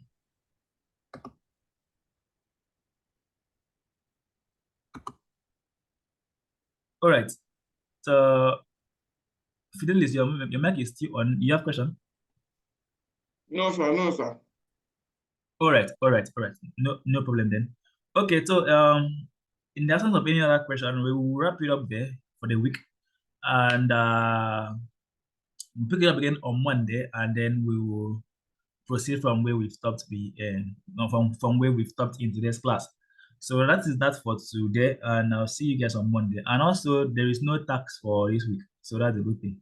So you guys can take in a week off, and and just revise on the things that we've learned so far. If possible, you can as well you can as well check out new things that we are yet to learn if you have the time, right? If you have the time, right? So no tax. So take the week and then have a fantastic week and weekend ahead. Right. See you guys on Monday. Bye. Thank you, sir. Thank you very much, sir.